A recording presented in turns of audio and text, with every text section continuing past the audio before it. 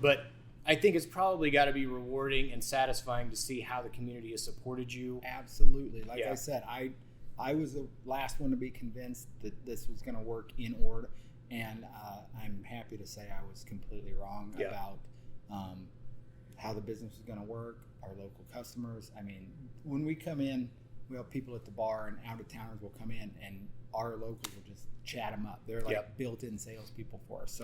So not only do they come and support us, then they're out there, basically doing advertisement for us as well, which is amazing. And for good reason, too. I mean, I think there's still a bit of a hangover from the 80s farm crisis that just hasn't exited people's mindsets. And like I said, for very good reason. I grew up on a farm in the 80s, went through 2 farm sales, so I understand very clearly why that would impact people's perspective of rural communities. Is there used to be an attitude that if you wanted to be successful, you had to leave a rural community and go to the city and chase those dreams. And to a degree, that's still true in the fact that if you want to obtain, post-secondary education or training, whether you're going to college, whether you're getting a community college degree or a technical degree, or you're going to serve in the military, that's true.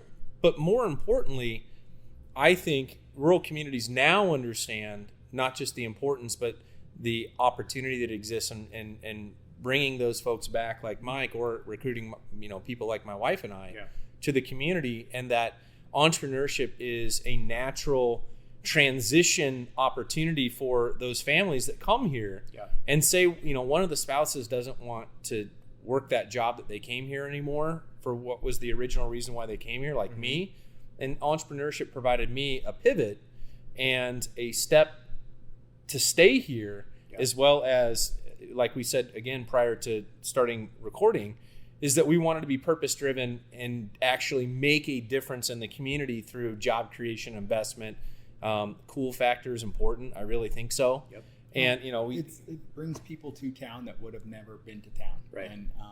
And outside money helps small towns. It does, and to appreciate the things that I saw that Mike sees, and that's the other thing a lot of locals realize is just how wonderful we have it out here with respect to the natural environment, to the way of life, to the education systems that we have here, to the neighborly community that we have. I mean, that, and I know we'll talk about COVID in a bit, but we would not have gotten through COVID as a business at all had we not had our local community that absolutely stepped up in such a huge way and supported our business in ways that we never would have seen. And I think that's uniquely part and parcel of that community aspect that you find in rural communities. And I think that's part of the reason that I asked you that question, is because for anyone that's listening to this that is in a small community and maybe hesitant to act on an idea that they think that may work, but they're just not quite sure,